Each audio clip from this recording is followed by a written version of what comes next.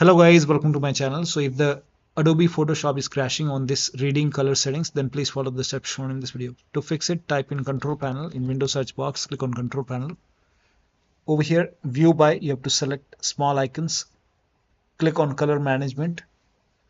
Now over here, you have to select the right monitor. So select your monitor, make sure that you select the right monitor over here, and then put a check on use my settings for this device. And then select all the profiles. If you have multiple profiles, select one by one and then remove it. So when you remove it, read this color profile is default profile for this device. Are you sure you want to disassociate it from the device? If you agree, only if you agree, click on continue. Once you remove everything, once this is empty, now click on add over here, and now you have to select this profile, and that is sRGB IE. So find it in the list.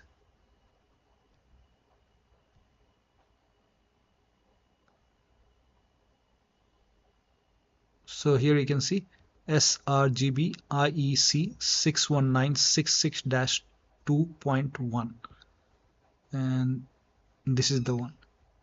Select this one and then click on OK, and then select this one and then click on set as default profile. Click on it and then close this and then restart your computer. And after the system restart, you can launch the Adobe Photoshop, and it should not be stuck on reading color settings. You should be able to launch it.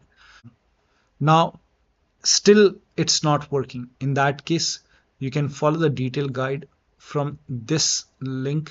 I made a separate video on this. So if the steps does not work, you can follow the steps from this video and then check. So that'll be all. Thank you so much for your time, and please like this video and subscribe to my channel.